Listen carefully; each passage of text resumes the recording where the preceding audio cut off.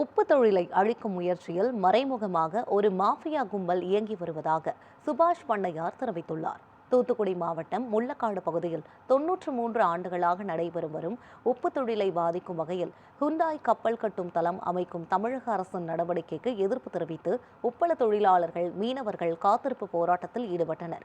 இந்த போராட்டத்தில் கலந்து கொண்டு ஆதரவு தெரிவித்த சுபாஷ் பண்ணையார், உப்பள தொழிலாளர்களின் பிரச்சினை தொடர்பாக தமிழக முதல்வர் தங்களை அழைத்து பேச்சுவார்த்தை நடத்த வேண்டும் என்று கேட்டுக்கொண்டார். பின்னர் செய்தியாளர்களை சந்தித்த அவர், உப்பு உற்பத்தியில் அரசுக்கு ஆண்டுக்கு 1 கோடி ரூபாய் வருமானம் கிடைப்பதாக தெரிவித்தார். மேலும் பிரச்சினை குறித்து பேச அமைச்சர் கீர்த்தனாவை சந்திக்க பலமுறை முயன்றும் பல்வேறு காரணங்களை கூறி அவர் சந்திக்க மறுப்பதாக குற்றம் சாட்டினார். தொடர்ந்து பேசிய அவர், உப்பள தொழிலாளர்களின் பிரச்சனையில் அரசு கவனம் செலுத்தவில்லை என்றால் சென்னை வள்ளுவர் கோட்டத்தில் போராட்டம் நடத்த வேண்டியிருக்கும் என்று சுபாஷ் பண்ணையார் எச்சரித்துள்ளார். தூத்துக்குடி மாவட்டத்தில் தொழிற்சாலையை கொண்டு தூத்துக்குடி மாவட்டத்தில் இயற்கை பாரம்பரிய தொழிலான உப்பு விவசாயம் அழிக்கிறதுக்கு ஒரு மறைமுகமான ஒரு மாபியா கும்பல் செயல்பட்டு இருக்கு. ஏன்னா தூத்துக்குடி மாவட்டத்தில் எந்த பொல்யூஷனோ மற்ற இடமோ எதுவுமே தூத்துக்குடி மாவட்டத்தில் எந்த இதுவும் இருக்காது. இந்த உப்பு தொழில் ரொம்ப கஷ்டப்பட்டு இந்த தூத்துக்குடி மாவட்டத்தில் உருவாக்கி கொண்ட தொழில்.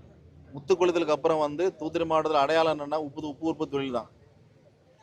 இந்த தொழிலை அரசாங்கத்துக்கு வருமானம் இல்லாத காரணத்தினால வெளிநாட்டு கம்பெனி உள்ள கொண்டாடுறாங்க.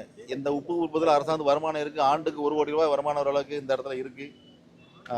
அரசு புறம்போக்கு இடத்துல அதை விட்டு கொடுத்து அரசாங்கம் தமிழக முதல்வர் அவர்கள் அவர் கவனத்துக்காக கேட்டுக்கொள்கிறேன்.